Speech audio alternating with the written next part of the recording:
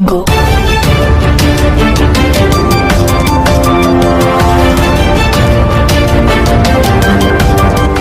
बर्तमान बड़ खबर पाणीपाग को नहीं बड़ सूचना नुआ अपडेट आगामी 2 दिन में पारा हेब उपर मुहां आज राति बढ़ ताती तेज जाना संपूर्ण अपडेट क्यों सब जिला कौन रही डिटेल्स इनफर्मेशन पूर्व वीडियो को लाइक करूँ जदि पार्टी आपंकर सांग साथी मानक वीडियोटी को शेयर करनी जदि फ्रेंड्स आपण मैंने आमर ये चैनल नुआ ही वीडियो देखुं पूर्व केवे सब्सक्राइब करना तेज निहाती चैनल को सब्सक्राइब कर सहित पाखे आसुवा बेल आइकन को बजाय रखता तेबे उपरमा होइछि पारद गरम और तातीरे सिझिसंती राज्यवासी तीनोटी सहर में तापमात्रा आज 40 डिग्री अतिक्रम करिछि बारिपदा और झारसुगुड़ा में तापमात्रा 40.4 डिग्री रेकर्ड कर जाइछि 5टी स्थान में तापमात्रा 40 डिग्री रही आज दिन 2:30 सुधा तापमात्रा पाखापाखि 40 डिग्री रही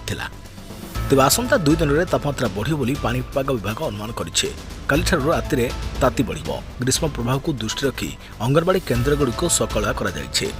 तेज लगातार 2 दिन धरी सर्वाधिक तापमात्रा रेकर्ड होइछि शनिवार मालकानगिरी में तापमात्रा 41 डिग्री और रविवार 39.7 डिग्री रेकर्ड होइथिला मालकानगिरी तापमात्रा शनिवार 41 डिग्री रविवार 39.7 डिग्री एबे एभली गरम जोगु दिन 11टा पर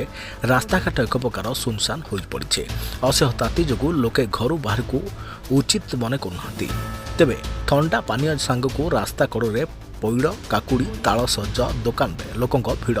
जमुवा देखा मिलूँ शनिवार रविवार भली सोमवार दिन भी 2:30 सुधा प्रबल गरम अनुभूत होता एपरिक चांदबाली भुवनेश्वर झारसुगुड़ा बालेश्वर संबलपुर भली स्थान में तापमात्रा 38 डिग्री उपर रही पाणीपाग विभाग सूचना अनुसार आगक राज्यर विभिन्न स्थान में तापमात्रा उपरमा हेब 2 दिन जाए अभ्यंतरण और उपकूल तापमात्रा 2 ରୁ 4 डिग्री बढ़ी पारे 3 दिन जाए सुखला पाग संभावना एप्रिल 4 ରୁ 6 जाए अभ्यंतरण उपकूल ओडिशा उष्म प्रभाव तेबे कालीठार उपकूल अभ्यंतरण उत्तर ओडिशा रे उष्म रात्रि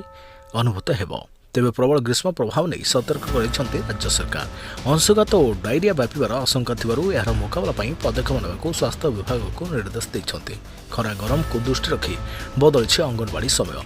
एणिकी सकाल 7 ରୁ 11:30 जाए खोला रहिबो केन्द्र अंगनवाड़ी केन्द्र में शुद्ध पानीय जल सहित यथेष्ट परिमाण में ओआरएस पैकेट महजूद रखा अंगनवाड़ी केन्द्र गुड़िक निर्देश दि जाइए।